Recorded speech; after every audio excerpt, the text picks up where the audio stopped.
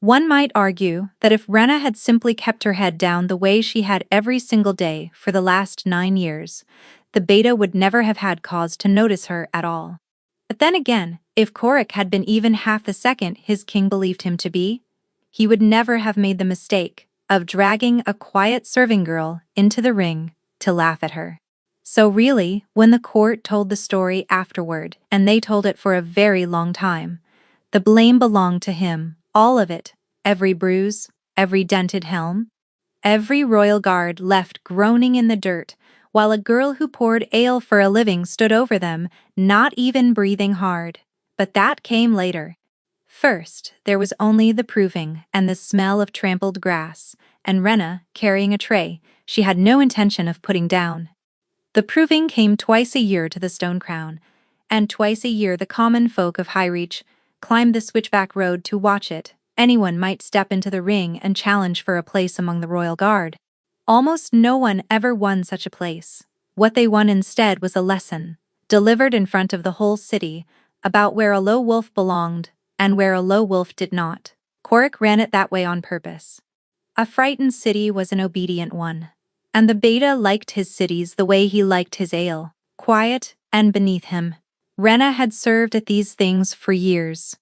The grey hind sent her up the hill with the other pourers, and she moved along the benches, filling cups and saying nothing, which suited her, because saying nothing was the one thing in all the world she was truly gifted at. Other wolves gave off scent the way a fire gives off heat. Anger, wanting, fear. Rena gave off nothing.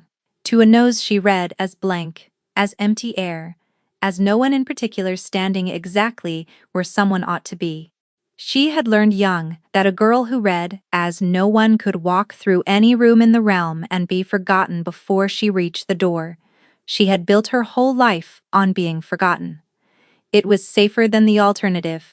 She knew that better than she knew her own name, which was why, when Korik's voice cut across the yard, she did not at first understand that it was aimed at her. "You there, the pale one with the tray." The benches hushed. Rena looked up and found the beta grinning down at her, from the edge of the ring, broad and gold, and pleased with himself, the way he always looked when he had found someone small to enjoy. Beside him, a boy was on his knees in the dirt. Pell, the kitchen boy from behind, barely 16, who had climbed into the challenger's line on a dare, and gotten exactly the humiliation the line was built to give. His lip was split, he was trying not to cry and failing. "This one belongs to your house, does he not?" Korik said. "He fights like a scullery rag. I thought perhaps the girl who fills my cup could show him how it is done." The court laughed, because the court always laughed when Korik wanted it to. "Come, sweet thing, set down the tray, give my guards about, we could all use the entertainment." Rena did the thing she had trained herself to do her whole life. She looked at the ground and she said, quietly, "No, my lord, I only pour." It should have ended there. On any other day, it would have. But Korik was bored, and a bored beta is a dangerous animal, and he reached down and hauled Pell up by the collar and drew back his hand to strike the boy again, harder, for the crime of being laughed at. And something inside Rena that she had kept chained for 9 long years stood up all at once and put its hand on the latch. She set down the tray. She set it down very carefully, the way a person does when she knows that the next thing she does cannot be taken back. "Let him go," she said. "I will stand your bout." The yard roared. Korik dropped the boy and spread his arms wide to the crowd, delighted, already savoring the picture of the serving girl flat on her back. "She will stand a bout," he crowed. "You heard her. Send in Doran gently. Now." We would not want to break the king's ale supply.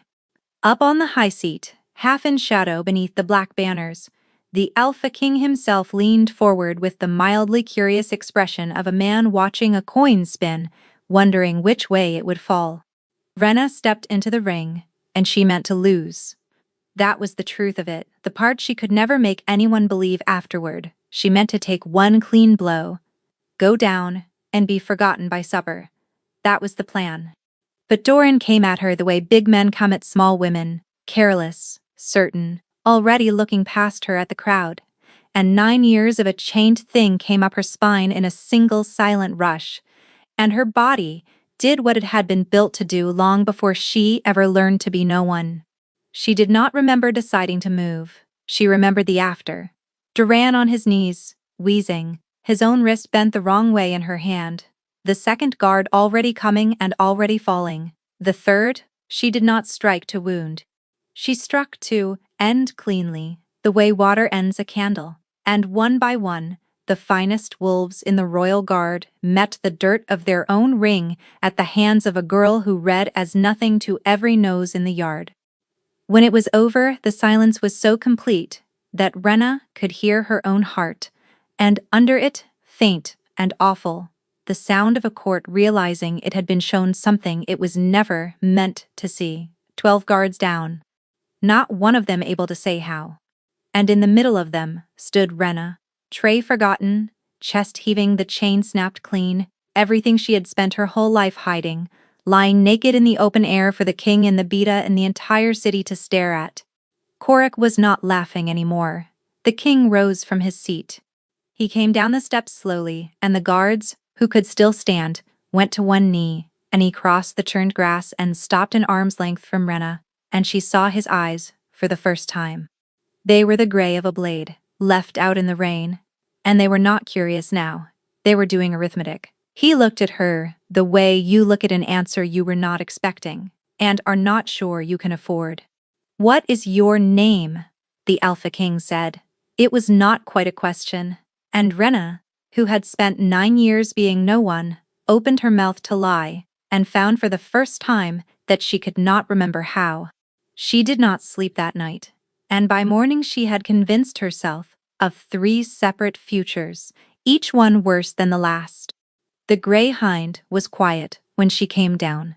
Too quiet, the kind of quiet a room makes when everyone in it has been talking about you and stops the moment you appear.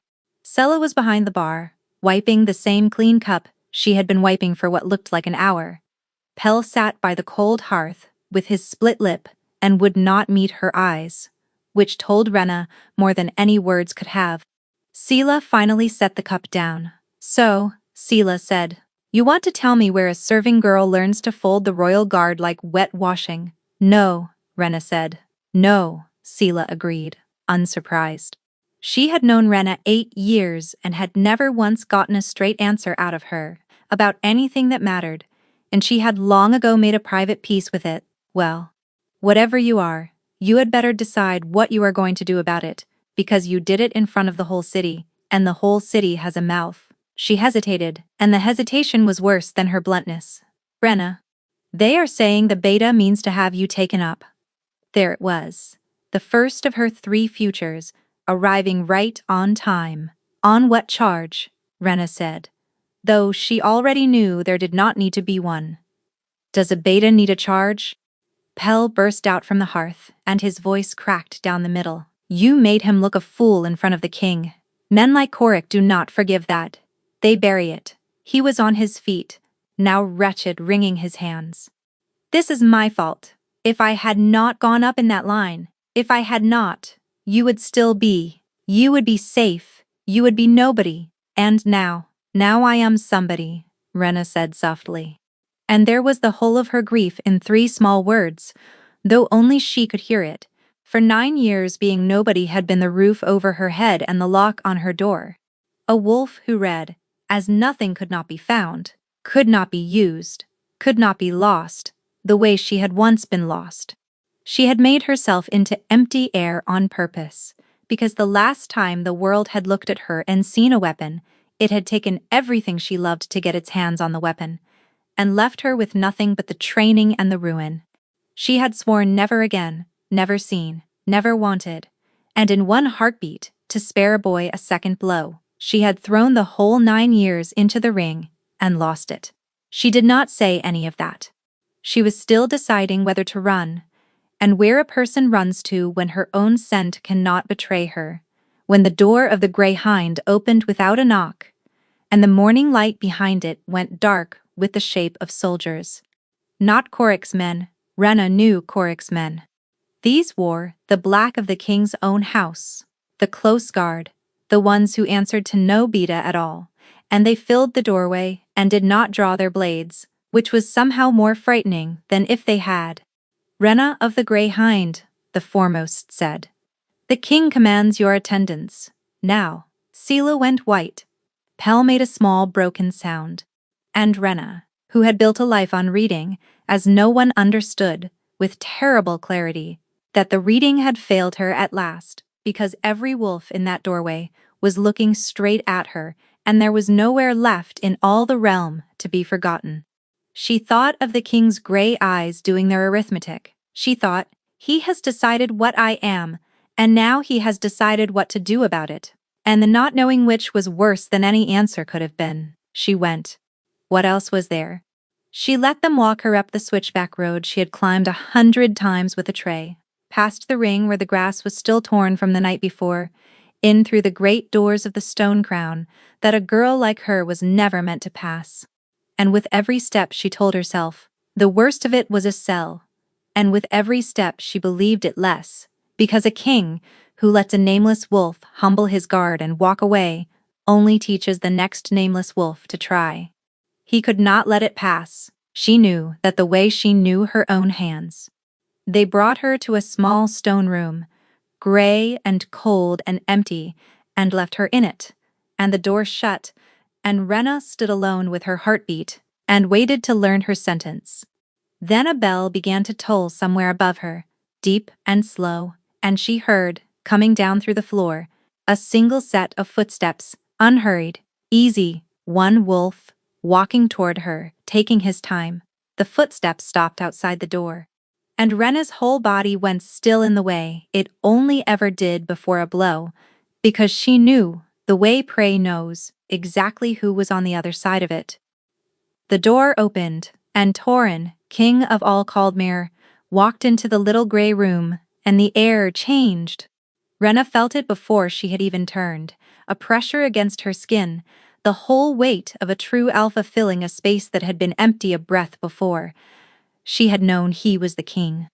But coins do not carry this. The quiet total certainty of a wolf who had never once needed to raise his voice to be obeyed, who took up all the room there was simply by choosing to stand in it. Last night she had watched him from below and thought only that he was tall.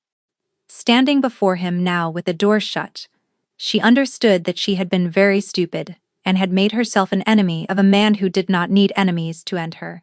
"Ah," the king said, looking at her with those rain-gray eyes.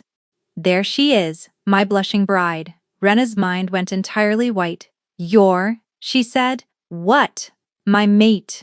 He said it pleasantly, the way another man might remark on the weather, and he strolled past her to lean against the cold stone table, as though he owned it, which, of course, he did. The whole court will have heard by now. "My long-lost mate, hidden all these years in a common inn, revealed to me at last in the ring by the fire in her blood. Very stirring. The songs will be dreadful. Do try to look moved." She stared at him. She could not for the life of her tell whether he was mocking her, and the not knowing made her reckless, the way the wine had once made others reckless, though she had never in her life needed a drop. "I have never met you," she said. "There is no bond between us. You know there is not. I would feel it. Would you?"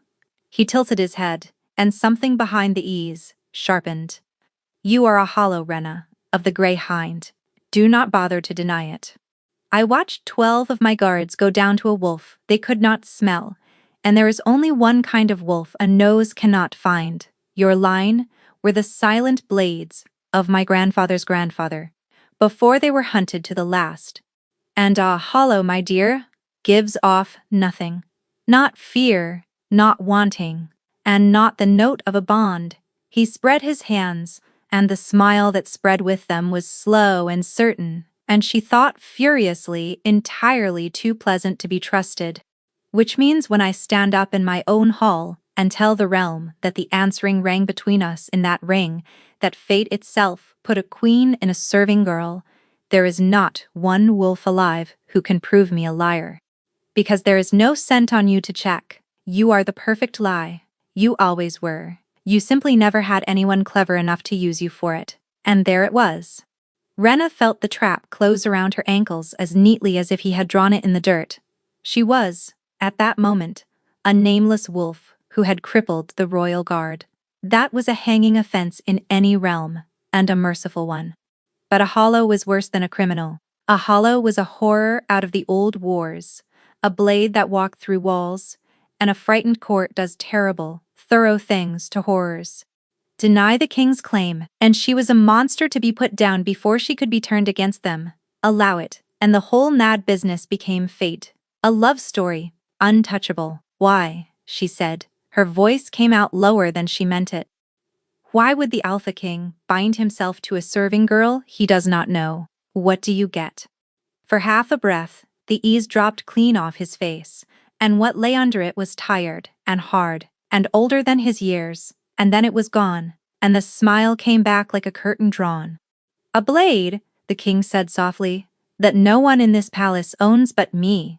You have no idea, Rena, how badly I have needed one of those. He pushed off the table and went to the door and paused with his hand on it. Someone in my house is trying to kill me. They have been trying for the better part of a year, and every wolf I might trust to find them answers to some beta or some house or some old loyalty older than my crown except you. You answer to no one. You read as no one. You are in point of fact, the only wolf in all of Caldmere, I can be certain, was not sent. He looked back at her, and for just a moment, the mask thinned enough that she almost believed the thing underneath. Play my mate, let me keep you close. Help me find the hand behind the knife, and when it is done, I will give you a name so heavy, no beta in the realm will ever dare touch you again. That is the bargain. You may take the night to hate it. He opened the door. On the threshold, he glanced back one last time, and the pleasant king was firmly back in place. Dinner, he said, this evening. Wear whatever you like, though I am told it is customary to make an effort. And he smiled at her, warm and false and dazzling. I do. So look forward to getting to know my bride. Then he was gone, and the refusal Rena had been building died unspoken in her mouth because the bell above her had stopped tolling, and in the silence it left behind she could hear, distant and unmistakable, the sound of Coric's voice in the corridor, asking a guard where the hollow was being kept. Dinner was laid in a small, high room where the windows looked out over the whole sleeping city, and Rena sat in it like a prisoner, waiting on a verdict, which, by her own reckoning, was exactly what she was. The king arrived without ceremony, still in the day's plain gray, and when his eyes found her across the little room, something in them flickered that she could not name and did not trust. Well, he said, you made an effort after all. It suits you. She had not made any effort at all, had come in the same worn linen she served in, and they both knew it, and she understood that this was simply how he was, that he draped charm over every silence the way other men reached for wine. You mock me, she said. I compliment you. You are unused to the difference. Sit, eat. You look as though you have not slept. And I refuse to let my future queen faint into the soup on our first evening. It would start such rumors. She did not eat, she watched him instead, the way she had learned to watch anything that might turn out to be a threat, and she waited for him to make his move, and he did not. He talked. He told a long and ridiculous story, she was fairly sure was invented on the spot. And somewhere in the middle of it, without meaning to, she asked the question that had been circling her all day. Why me? Truly. You, said a blade you could trust, but a hollow you have never met, is not a blade you can trust. It is only a blade you cannot see the edge of. That is not the same thing. The king set down his cup. When he answered, the ease had gone out of his voice. Because I saw why you did it, he said. In the ring, you did not step in for glory. You had spent 9 years running from glory. You did not step in for coin. You stepped in because a boy was about to be struck a second time and you could not stand it. He leaned forward. A wolf who breaks a 9-year silence to spare a scullery boy one blow is not a wolf who was sent to me. Sent wolves are careful. You were the opposite of careful. You were the least careful thing I have ever seen. It was the most honest thing I have ever seen, and I have spent my whole life surrounded by liars, so believe me when I tell you I know the difference.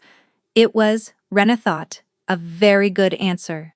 Wanting to believe it was exactly how a clever person got made a fool. Show me, she said instead. You want to hunt the hand behind the knife. Then, show me the house. All of it. Not the throne room, the parts a king never sees. The store rolls, the watch rotas, the ledgers. No one thinks to lie in because no one important ever reads them. That is where a thing like this hides, not in the great hall. In the small, dull rooms.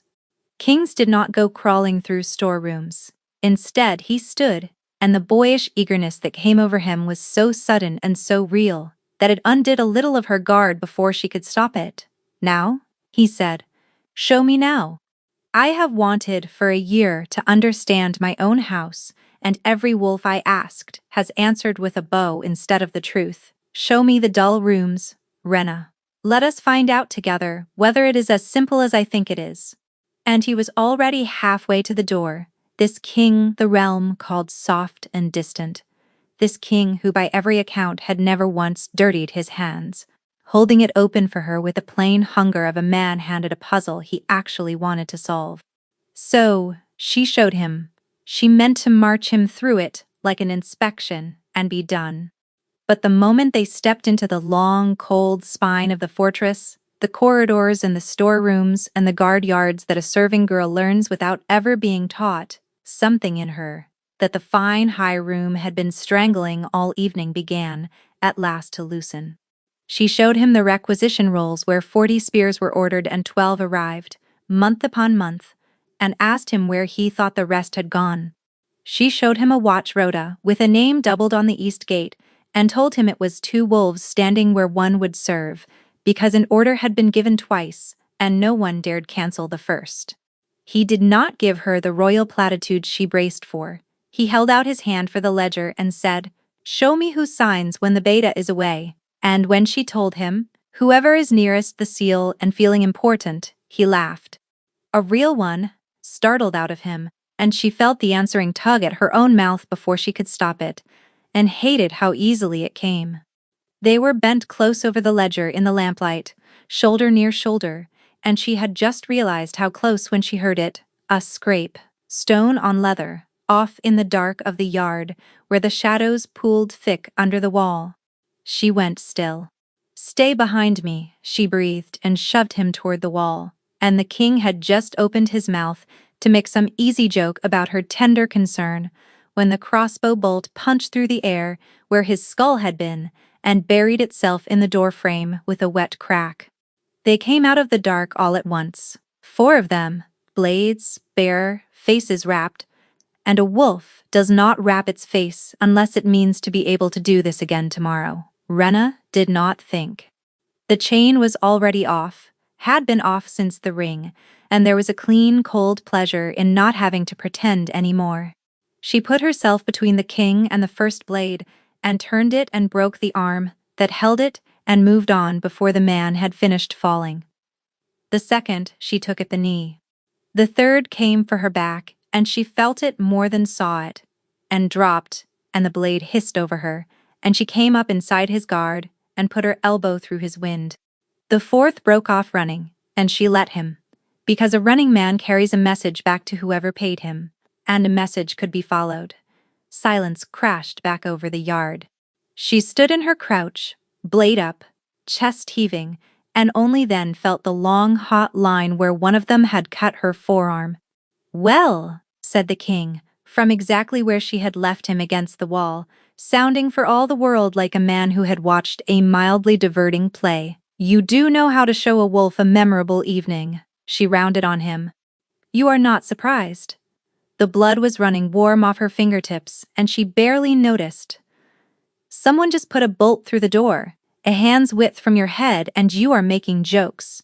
You knew. You knew tonight might end like this, and you brought me out into a dark yard. Anyway, the pleasant mask slipped. Just for a moment. I hoped, he said quietly. There is a difference. How many times? She took a step toward him and he did not retreat. How many times has this happened? Tell me true. or I walk back down that hill tonight. And you can find your own knife. He held her eyes for a long moment. 3, he said at last. This is the third. There was a strap on my saddle at the hunt that had been cut most of the way through. There was a stair that gave under me that no right will admit to loosening. And now this. He looked at the 3 wolves groaning in the dirt, and something bleak crossed his face. Each time I have buried it. Do you understand why? Because the moment my court learns that someone is truly hunting me and getting closer, every house that ever wanted my crown will smell the blood in the water, and I will be dead inside a fortnight. Not from the knife, but from the pack that gathers once they know the knife exists. He met her eyes again. So, now you know. You are the only wolf in Caldmere who does. That is either the greatest trust I have ever placed in anyone, or the greatest weight I have ever hung on a stranger. I have not decided which. Have you? Rena looked at him, this maddening man, and could not for her life tell whether she was standing in front of a king, playing the fool, or a fool she kept mistaking for a king. She did not answer him. She bound her own arm with a strip of her sleeve, refusing his help, and she thought, I am keeping score now, and the list of things that did not add up was already getting long. For the better part of a month, that was how she spent her days. She watched him, because watching was the thing she was best at after fighting, and she meant to watch until she understood exactly what he was hiding, because a wolf that hunted mattered, and a wolf that laughed at being hunted mattered more. The king did not cooperate. She would ask a sharp question, and he would answer with a joke, or turn the talk sideways so smoothly she would not notice until they were 3 subjects gone. She would corner him on the assassin, and he would tell her she was magnificent when she was suspicious, and mean it, which was worse. And the trouble, the real trouble, the thing she could not put in any ledger, was this. The longer she watched him for danger, the more she found she was simply watching him. The line of his throat, when he tipped his head back against a door frame in the lamplight, and how she would lose the thread of her own sentence and have to start again. The 2 cups of hot spice milk he carried up to the cold east wall one midnight, because he had noticed, without being told, that she took the worst watch herself and told no one. The brush of his fingers over the backs of hers when he handed her the cup, and the way her whole arm lit to the shoulder, and how she nearly dropped it, and covered by glaring out at the dark. You are not watching the stars, he murmured close, in a voice pitched only for her. They are stars, she managed. There is nothing to watch. They are rather outdone tonight, he said, and he was not looking at the stars either. He was looking at her, openly, in no hurry at all, and Rena, who had faced down armed men without a flicker, could not hold his eyes for the length of a single breath before she had to look away. He smiled into his cup like a wolf who had won something, and said nothing, and let her stand there in the cold, with her heart going like a war drum. That was the unbearable part. Not that he might be lying. That she could no longer tell how much of it was, and that lying in her narrow bunk after the late watches, her body humming and sleep a country away, she did not care. It came to a head as these things do in the small hours, in an empty room when she was too tired to keep the chain on anything. He found her in the old armory, where she had taken to sitting when she could not sleep, which was every night now, and sat on the bench across from her as if he had done it 100 times. No ledger, no question about the watch. Nothing she could file the visit under, just him, in the lamplight watching her. What do you want? She said, and it came out rawer than she meant, all the frayed month of it in 3 words. Rest. Mostly, he said. It has been in short supply. Do not. She was on her feet, without deciding to be, and her hands were not steady, and she did not care. Every day you will not say what you are truly after, and you will not leave me be, and you carry me milk in the cold and look at me like, and I cannot keep doing this. Her voice cracked clean across, and she let it. Tell me it is the plan. Tell me you need a sword you can trust, and nothing more. Tell me anything that makes sense, because I was not built to want things I am not allowed to have and you are making me want, and I do not know how to stop, and it's going to get me killed." She stopped. Too late. The words were out in the room, where she could not call them back. "Want what?" the king said, low, and there was no ease in it now. No joke. Nothing but a quiet so total she could hear the lamp gutter. "Do not make me say it." She pressed the heels of her hands to her eyes. "You have known for days. You have been enjoying it." He stood. He came around the bench the way a wolf approaches a thing that might yet bolt. Slow, hands open, and stopped close enough that she had to tip her chin up to hold his eyes. "What if I simply want you?" he said. "Not the blade. Not the hollow. Not the perfect lie. You. What if that is the whole of it, and there is no clever second reason at all? Men like you do not want women like me." It came out a whisper, and she was staring at his mouth again, and could not stop. "You do not believe me," he said softly. "So tell me to go, and I will. I will walk out of this room and never trouble you again, and you can keep your chain and your silence and be no one for the rest of your life, safe as a stone." His voice dropped to almost nothing. "Or ask me to prove it." The armory was very quiet. Her pulse was very loud. "Prove it," she heard herself say. He kissed her, and every careful thing in Rena's head went white and silent at once. His hand slid into her hair, and his mouth was warm and certain, and there was no crowd to perform for, no court, no crown, only the two of them, and the low lamp and the sudden total overwhelming fact of him. Her knees forgot their purpose. She made a sound against his mouth that she would have died of shame over if she had a single thought left to be ashamed with. And then some old wary part of her, the part that read the world when the rest of her could not, caught what her nose never could on anyone else, because she was a hollow, and hollows sent nothing, and yet pressed against him. Like this she could feel it rolling off him in a hot dark wave, unmistakable, helpless. Wanting. His. For her. She had been wanted for her hands, for her silence, for the blade under the serving girl. She had never once in her life stood in the plain, uncle-ever path of a wolf who, simply, desperately wanted her, and it folded her resistance in half like wet paper. She fisted her hand in his collar and dragged him down, and kissed him, like she had been thinking about it for a month, because she had. His hands found her waist, the small of her back, and drew her in close, and she shivered head to foot at the wanting in it. This was not the plan. This was not a blade, or a lie, or a bargain, struck in a cold, gray room. This was only a man wanting her for no reason, but wanting. And God's help her, she wanted him back. The lamp burned low.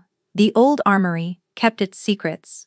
And for one whole night, for the first time in 9 years, Rena, of the Grey Hind, was not no one to anyone. She was his, and she let herself be, and the rest belonged to the dark, and to them. She had stood guard at the edges of 100 feasts. She had never once been a guest at one. Now here she was in deep blue, borrowed and beautiful, standing in the great hall of the Stone Crown, while the whole court pretended not to stare at the serving girl the king had made his bride. She caught his eye across the room, and he smiled, slow and private. The same smile he had given her that morning when she woke in his rooms, and the tight knot under her ribs eased. "You look like something out of a song," he murmured, appearing at her side, his hand warm at her back. "I look like a fraud in a stolen dress. You look like you are mine," he said, low, and his eyes were warm all the way through. "Which makes me the luckiest wolf in the realm, fraud or no." He tucked her hand into the crook of his arm. "Come, let me walk you past every jealous fool in this hall, so they can all see what I get to keep." The feast was for a guest, she had learned. Warden Oster of the Sunmark, whose lands guarded the only pass south, had come north with his son to renew an old peace, and the whole court glittered with the strain of it, because a warden who could open a pass could also close it, and everyone in the hall was smiling with their teeth. The king steered her out at last, onto a colonnade, where the music thinned and the cold night air came up off the gardens, and for a moment neither of them spoke. "You hate this," Rena said, watching him. She had spent the last days learning the shape of his laughter against her throat, the way he said her name, in the dark, and she could tell now, without a nose when he was and was not enjoying himself. He was watching the dancers through the arch, and his easy smile had gone somewhere else. Hate is a strong word, he said. You are lying. He laughed, surprised. And then he turned to face her, and the charm went out of his face like a candle pinched, and what was left underneath looked tired, and young, and very alone. I am, aren't I? He said. I have been doing this since I was 19. The smiling, the performing, being exactly what they need to see, so that none of them look too closely at what I am not. My father was a mountain. I am a wolf in his coat, holding it up with both hands and hoping no one notices the coat is empty. He stopped, shook his head, smiled. But it was thin and it did not reach his eyes. Ignore me. Too much wine, not enough. Torin. He met her eyes, and for a heartbeat she saw him brace the way he always did when someone came too close to something real. She reached up and touched his face. His breath caught. The false smile crumbled all the way down. You are not the empty coat, she said quietly. You are the wolf, underneath it, the one who carries milk up a cold wall for a girl who tells no one, the one who wanted to see his own storerooms. I have watched you for a month looking for the lie in you, and the man I found underneath all the smiling. I like him. I like him a great deal. Something cracked wide open behind his eyes. Rena, he said, and his voice had gone rough. Then he kissed her, fierce and grateful, and something close to desperate, and she leaned into him, into it, and the world shifted under her feet. It was not the heat. She knew the heat by now. The wanting, the familiar molten pull. This was something else entirely. Relief and fear, and something fierce and unbearably tender, a warmth that poured in through the place where they touched. And it was not hers. She could feel him. His feelings, distinct and clear and utterly foreign inside her own chest. And under it, rising impossibly, a low sound like a struck string, a note, a resonance in the center of her that no hollow had ever made in the whole history of her hunted line. The answering. Rena tore back with a gasp, her hand flying to her sternum, where the note still hummed. Torin's eyes were black with it, his breath ragged. Did you? He started, and his whole face was open, astonished. Rena. I think that was the... He took a step toward her and she saw it in his face. The wanting, the desperate need, to close the space and touch her again, to prove it was real. And every old terror in her 9 years deep, every lesson that being wanted meant being used, and being used meant losing everything, rose up in a single black wave and shut her mouth. It was only a kiss, she heard herself say. Torin froze. A kiss, he repeated. His face shuddered and then went carefully, terribly blank. Yes, of course. Probably nothing, but his voice had changed. Gone distant, gone hurt, and she hated herself, and could not take it back.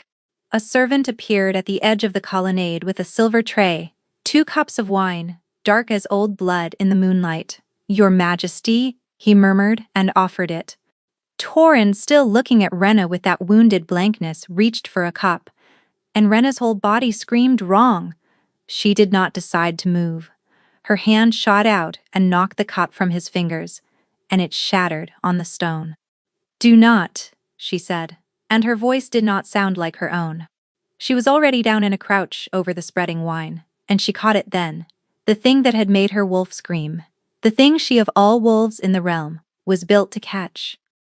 Under the wine and the oak, there was a smell that was no smell at all, a blankness, a hole in the air where a scent should be. The wine had been laced with something that read as nothing, that hid itself the way she hid herself. This is a hollow's poison, she whispered, and the cold of it went all the way down, scentless, made to slip past every nose in this hall. She looked up at him, kneeling in the broken glass and the dark wine. There is only one kind of wolf who knows how to make a poison. Read like nothing, Torin mine. Someone in this palace knows hollows, knows us, and they just tried to kill you with our own craft. You will tell no one, Torin said. They were still on the colonnade. The servant fled, the wine seeping black between the stones, and his hand had closed over her wrist, not to hurt, to hold, and his face had gone from wounded to hard, in the way she was beginning to understand, meant he was doing the arithmetic that kept him alive. No one, he said again. Not the guard, not the warden, no one. There is a foreign power 50 feet from us, with an army that can close the southern pass. If word gets out that someone poisoned the Alpha King, under his own roof, at his own feast, on the very night he was meant to renew a peace, I will have a war before the candles gutter. Do you understand me? No, she said, pulling her wrist free. No, I do not. You want me to smile and dance and pretend no one just tried to murder you again? The fourth time now? Yes, he said simply. Torin, someone in your house knows what I am, knows my line's own craft. That is not a jealous cousin with a saddle knife anymore. That is someone old and deep and patient, and I cannot protect you if you tie my hands and swear me to silence. I know. He reached for her, and for once she let him, and he pulled her against his chest and pressed his mouth to her hair. You are brilliant, and you see everything, and you are the best thing that has ever happened to me, and I am asking you to trust me this once and let me handle it my way, just tonight. Can you do that? Can you trust me? Every part of her that was still the wolf who had built a life on trusting no one said no. But the note still hummed faint under her ribs where his had answered hers, and she heard herself say, "All right, I promise," and felt the lie of it even as it left her. He kissed her forehead, quick and grateful, and the warmth poured through the touch again, and then he stepped back, and the mask slid smoothly into place. The easy king with everything under control. I will be back soon, he said. Wait for me. And he walked back into the light of his own hall as though nothing at all had happened. She gave him a slow count of 30, then she followed. She kept to the edges the way she had been born to. She watched him smile and nod, and turn aside a warden's careful questions, with practiced grace. She watched him step through a side door, and she watched the moment he was out of sight of the hall, the smile drop clean off his face like a dead thing. Her stomach dropped with it. She followed him down, 2 flights, into the cold spine of the fortress she had shown him herself, toward the small dull rooms where a wolf hides the things that matter, and her heart was climbing higher in her throat with every step, because there was only one reason. A king crept down into the dark alone, on the night he was nearly murdered. The door at the end was the old muniment room, where the deep house records were kept. She crossed the last of the dark and pushed it open without a sound. Torin stood behind the record table. The locked chests were open. He had a sheaf of old rolls in one hand, and on his face, caught in the single candle, was a look she had never once seen there in a month of watching. Not charm, not calm, guilt. For a long, breathless moment, neither of them moved. Rena, he said. His voice was very steady, very careful, the smooth one he used on frightened counselors, the one he had not used on her in weeks. He was using it on her now. This, he said, is not what it looks like. He never paused. In a whole month, she had never once seen him without the answer already on his tongue before you finished the question. And now he stood behind the record table with the old rolls in his hand, and he paused, and the pause told her everything, and nothing at once. Say something, she begged him without a word. His jaw tightened, her stomach fell away.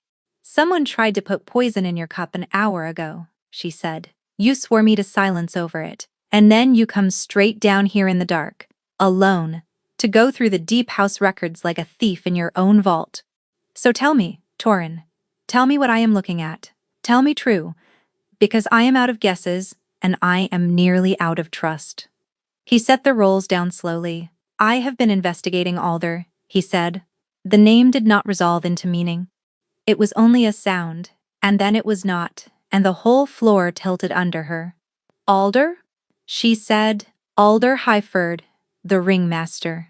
The old wolf who had run the proving before Korek before he grew too gray for it, the people's blade. The champion of the last war, beloved in every low tavern in Highreach, who had once, 9 years ago, found a ruined, hollow child in the ashes of a burned holding and taken her in and taught her in secret everything she knew about how to end a wolf and how to disappear. Alder, who was the one warm thing left in all her life. Alder, who had raised her. "Do not," she said. "Do not you dare. He is bleeding the guard dry. To buy loyalty in the low city," Torin said, quiet and relentless. "The spears that never come, the rotas that contradict, the coin that goes up the chain and dies, all of it deliberate, all of it flowing, to houses that would see me gone and a captain of the people raised in my place. And the wolves who have tried to kill me." He looked at her, and his voice went gentle in the worst possible way. "They have been carrying his coin, Rena. Every one." "No," she said. "You do not know him. He is not." "He found you in ashes," Torin said. "Did he ever tell you who lit them?" She stopped breathing. "You needed someone close to him." She heard the words come out of her own mouth, flat and cold, arriving somewhere ahead of the pain. Someone Alder trusted, someone raised at his own hand. The pieces were assembling themselves now, quiet and terrible, whether she willed it or not. "That is why you claimed me. In the gray room, you did not need a blade. No house owned. You needed his blade. You needed the one wolf in the realm Alder Hyfrid loved, turned in your hand and pointed back at him. A drunk fool of a serving girl broke a 9-year silence in your ring and handed you the one weapon in all Kalmir that could get close to him, and you took it." He said nothing. He held her eyes, and he did not deny it. "Say, I am wrong." Her voice broke apart in the middle. "Torin, say I am wrong." He looked at her for a long moment, and she watched him search for the words, and he did not say she was wrong. She pressed her face into her hands. She had been so stupid. All the questions. Who holds the seal when the beta is away? Who signs the rolls? Where does the coin die? She had thought he was interested in his house. She had thought he was interested in her. "All of it," she whispered. It was all a lie. Not all of it. He came around the table and she backed into the corridor, and he stopped at once. The way he stopped for her every time, and she hated that it still moved her. "Rena, please." I will not pretend the claim did not begin as a way to reach him, but it stopped being that, on the wall, in the armory, on the colonnade tonight, when your soul answered mine in front of the whole court, and you looked me in the eye and called it only a kiss. That was real. The note does not lie. It cannot. "Why did you not simply ask me?" she said. "If you suspected him, why not tell me? Put it to me plain. Let me choose. Because he raised you." His steadiness frayed at last. "Because every belief you own about this crown, that it is rotten, that it is cruel, that a high-born wolf looks at a low one and sees only a tool to be used and thrown down. Every one of those, Rena, is his. I have heard him preach it in the low city with my own hidden ears. And then I heard it come out of your mouth, in that ring, word for word, his sermon in your voice. And I knew that if I told you plainly, you would never believe me over him. You would think I was the liar, and I was afraid I was right." That struck her silent, because she could hear it now. Alder across 100 firelit nights, grinding his teeth over the highborn and their soft hands and their short memories. A king never goes hungry when the grain fails. They see us as tools. She had carried his grievances in her own mouth for 9 years, and never once noticed they were not hers. "You should have told me," she said, shaking. "You watched me put my own body between you and a blade. Twice I bled for you in that yard. I let you into places I have never let anyone, and in all of it, you never once told me the truth. Why not me, Torin?" He looked at her, and when the answer came it was barely a breath. "Because I did not think you would believe me, and I did not think you would trust me enough to turn on him, and I was right. Was I not?" It hit her like a slap, because it was not wrong, so she reached past it, to the older wound, the one that had been there long before him. "It does not matter," she said, and her voice went to ash. "You wanted the weapon. You looked at a hollow, and you saw exactly what the world has always seen. A blade someone left lying around, useful and nameless and easy to point. Not a woman, never a woman, the weapon. I told myself you were different. I let myself believe, for 1 month, that someone could want the wolf and not the edge on her, and you sat there and let me believe it, because a believing blade cuts truer than a bitter one. That is not what you are to me, he said, and his hand came up, reaching, fingers curving to cup her jaw the way they had on the colonnade. Do not. She jerked back so hard her spine hit the cold stone. Do not say it. Not now. Not when the only reason you are saying any of it is that I walked through the wrong door at the wrong hour. She turned for the dark of the corridor. He said her name, and it cracked, and he said, please, and there is a poisoner loose and a warden downstairs and then he caught himself and forced out better words. I need you, he said. Please, I need you. And there it was. Even now, even with her whole heart in pieces on the muniment room floor. Not, I am sorry. Not, I cannot lose you. I need you. The blade needed. Good night, Your Majesty, Rena said, and she walked out into the dark. Rena. The voice came out of the shadows at the turn of the corridor, warm and low and known to her as her own pulse. And before she had thought better of it, she was moving toward it, because it was the voice that had pulled her out of the ashes when she was small and made her into someone who could stand on her own 2 feet. Alder stepped into the thin torchlight, gray and broad and steady, his old fighter's hands open at his sides, and his weathered face creased with a concern that reached right down into the child she had been. There you are, girl. You are white as a corpse. What has he done? His hands came down on her shoulders, warm and heavy. And it was almost more than she could bear. Tell me, and because it hurt too much to hold alone, she told him that it had all been a lie. That the king had never wanted her, only the blade in her, only a way to reach, and here she stopped, because she could not force the last word past her teeth. But Alder's face had already softened into sorrow. I know, he said gently. I hope to spare you this. I have known since the first night what he was doing. Ah, Rena, I am sorry, he sighed, and the sigh was the saddest, kindest thing she had ever heard, and it turned her stomach to water. But it is worse than you know. Child, far worse. I did not know how to tell you. His jaw hardened. Tonight at the feast, the warden's son, the boy, Oven. The king had him taken, poisoned. Made sure the lad would be found ruined so the warden would have no choice but to sign the pass over rather than face the shame of it. I saw it done with my own eyes. Not an hour passed. Rena went very still. The king was a liar. That much she now knew the way she knew her own name.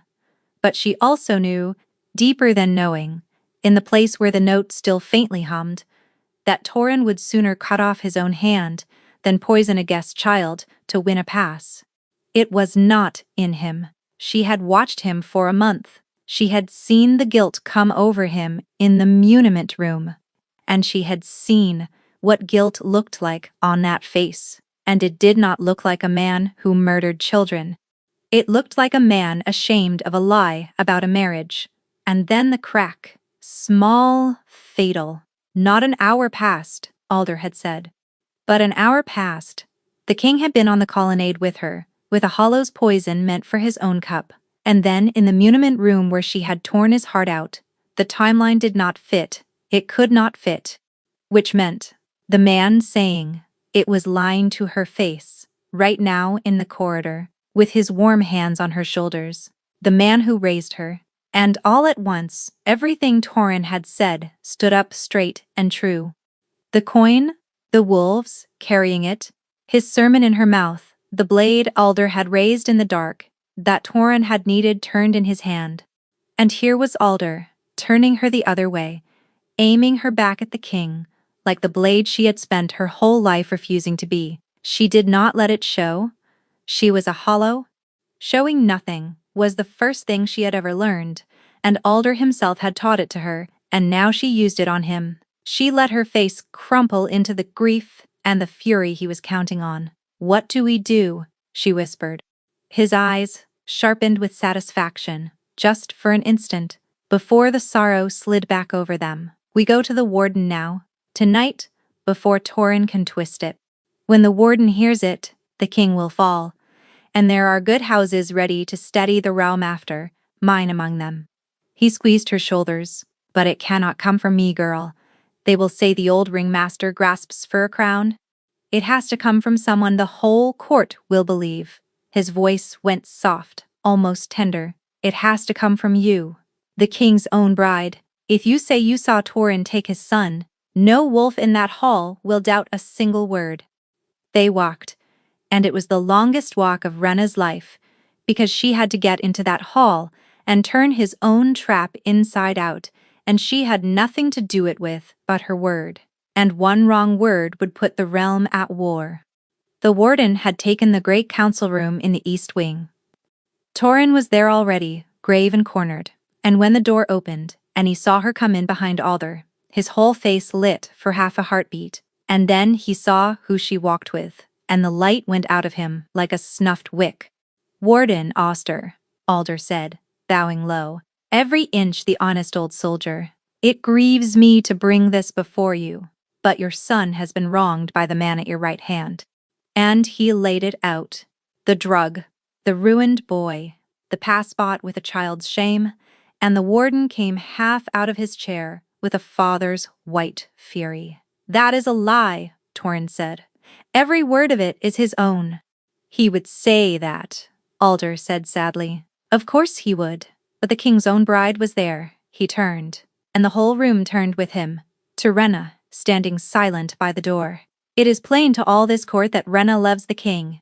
She has every reason in the world to shield the man she is sworn to wed. He held out a hand toward her, kind, certain, a father presenting a beloved daughter. So ask her, warden, ask her plainly. Rena, child, tell his grace what you saw. Every face in the room swung to her. The warden, leaning forward, desperate. A father, starving for the truth. Alder, sure of her, already counting his crown. And Torin, who believed she had come to bury him, who looked at her with no hope left at all, only a terrible readiness to be destroyed by the one wolf he had wronged. She looked at Torin. I am sorry, she told him with no words at all.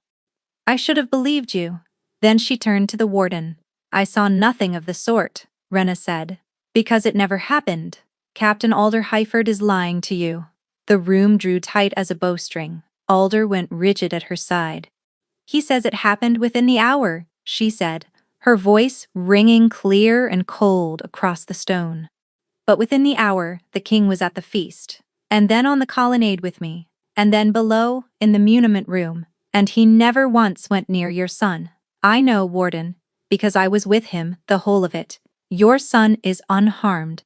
Send for him, now, this instant, while every wolf in this room can watch the door and see whether he walks in whole or not.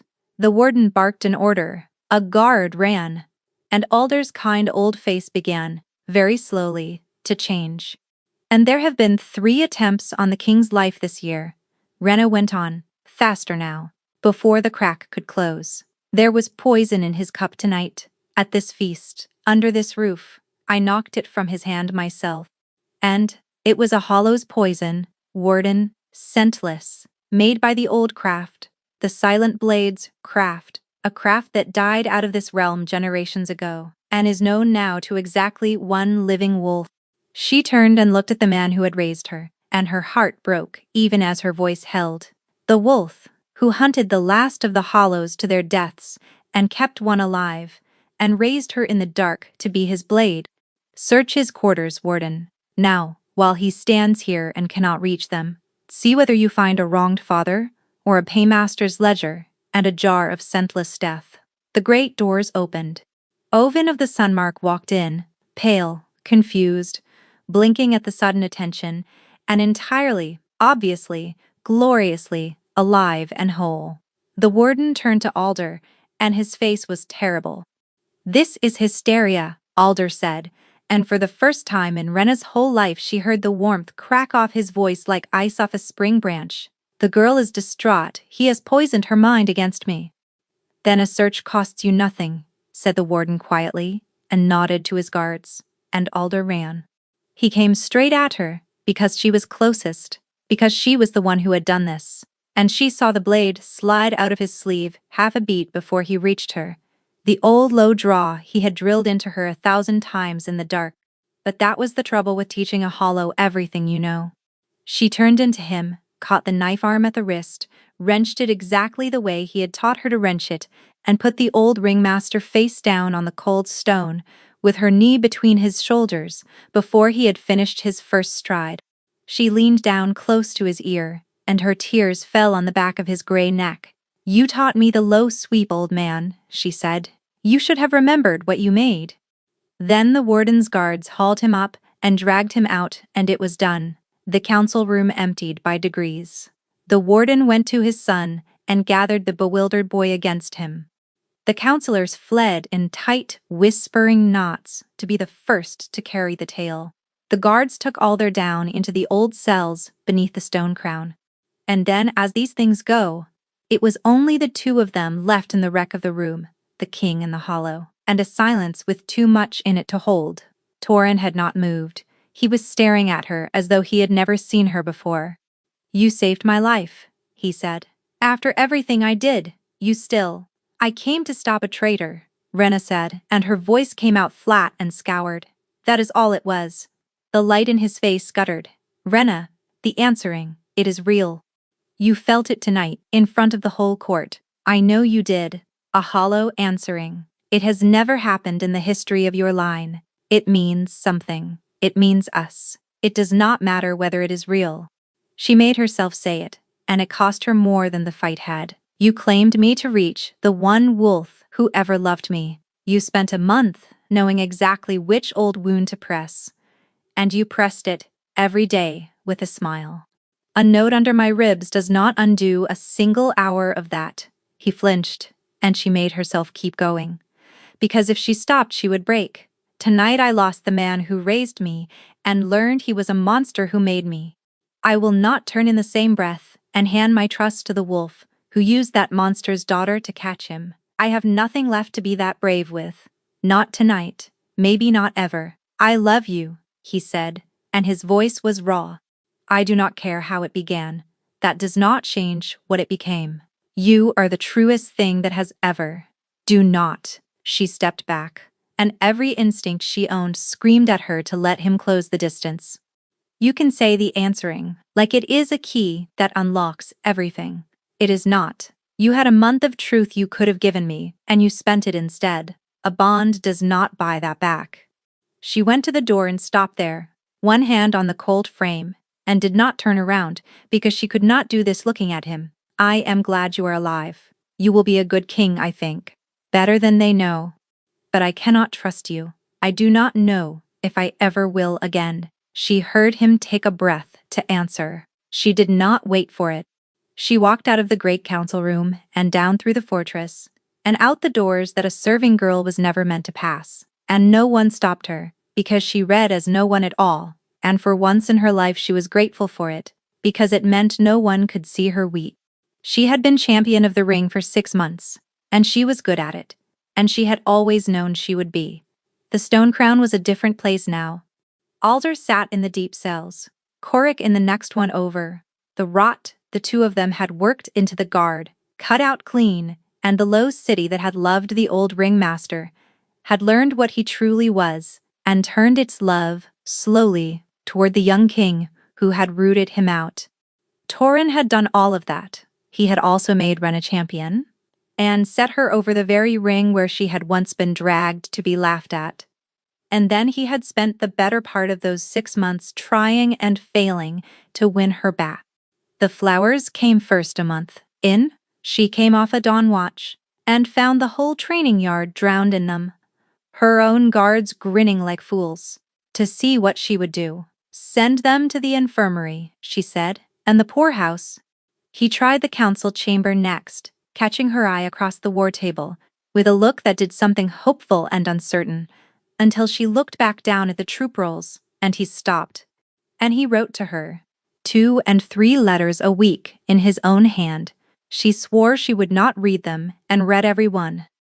Near the bottom of one long page, she had sworn she would not finish. "I told myself I claimed you to save your life, and there was some truth in it." But the truth, under the truth, is that I saw you snap a 9-year silence to spare a boy one blow, and I wanted, for the first time in my life, to be worth being seen by someone like that. I did not use you because you were a weapon. I used the weapon because I was a coward about the wanting. The note did not help. Leave a bond open and it deepens. Deepen it and it sets. So she kept it shut, clenched under her ribs like a fist around a coal, and hoped that, if she starved it long enough, it would wither and let her go. Sella and Pell had opinions, of course. By the 5th month, they had given up subtlety altogether. Champion, Sella said, with respect. He sorted the back pay. Alder bled off the whole guard. He has written you 34 letters, which I have counted, and you are both plainly miserable. Talk to the man. I was used, Rena said, and set down her pen. I am not queuing up for a second turn. The ring runs clean. I would like to be left in peace to do my work. Then, in the 6th month, a letter came that was different. Rena, you have made yourself plain and you have every right to it, and I will respect it now, the way I should have respected the truth from the start. I will stop. No more flowers, no more letters, no more lingering by doors. You are free of me. Be well and be happy, and know the realm is safer for having you in it. Torin, she read it twice. This was exactly what she had wanted for 6 months, and she could not understand, alone in the champion's chamber with the fire dying, why it felt so much like losing. He kept his word. No letters, no flowers, only a nod in the corridors. Champion, polite, and not cold, never cold, only done. And every night, the warm thread under her ribs refused to wither, no matter how she starved it, and she began, privately, to fear she had made a terrible mistake she did not know how to unmake. And then, in the small hours of an ordinary night, the knock came, and Pell was in her doorway with Selah at his shoulder, both of them, the particular grey of wolves who have made a very large mistake. What? Rena said, already on her feet. What is it, the king? Pell said, and his voice cracked down the middle the way it had the first day she ever saved him. He is gone, not in his chambers, not anywhere, no guard, no word. His sword on its stand, his cloak on its hook, the room empty. No one has seen him since the 10th bell. He swallowed. Champion, someone has taken him. For one heartbeat, Rena could not make her legs work. Then 9 years of training took the wheel and she was moving, snapping orders. Wake the trackers, his scent off the chamber and every gate, quietly, no bells, no alarm.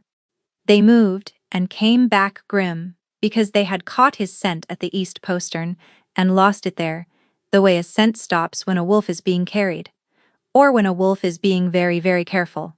Rena stood in the cold pre-dawn yard, with the wind cutting through her, and she knew there was one way left to find him, and she had known it from the moment Pell said gone. She pressed her hand to her sternum, over the note she had been strangling for half a year. It is duty, she told herself. He is the king. Finding him is my task, and nothing more. It was not only that, she knew it was not. She opened the bond. It hit her like a door blown off its hinges in a storm. His feelings poured through her all at once, and the first was not terror, which was strange. There was fear in it, yes, but a small nervous fear, the kind before a leap and not the kind under a knife. And under the fear, absurdly, impossibly, something warm and stubborn and hopeful, like a wolf who has bet everything he has on a single throw and is waiting, heart in his throat, to see how it lands. That was not the shape of a man, being carried off to his death. She was moving before she finished the thought, out, at a dead run, following the pull of him like a rope through the sleeping city, down off the crown and through the low streets where the dawn had not yet reached, to the one place her feet had climbed 1,000 times. She came up short in the churned grass at the edge of it, and stopped. The ring, the proving ground, and in the gray first light, standing alone in the center of the ring where she had once been dragged to be laughed at, was the Alpha King of Caldmere. His fine coat was gone. He stood in a plain challenger's shirt, torn, and his lip was split, and one eye was darkening, and around him in a loose ring stood a dozen of her own guards looking profoundly uncomfortable. "What," said Rena into the silence, "is happening here?" Torin turned and found her at the edge of the ring, and his battered face broke open into something so relieved and so undefended that it hurt to look at. "Ah," he said, and his voice was thick and he swayed a little on his feet. "You came? I was not sure the note would carry." "I have been letting your guards knock me down for the better part of an hour. To be certain, it was ringing loud enough to reach you." He spat blood into the grass, almost cheerful about it. "They are very good, by the way.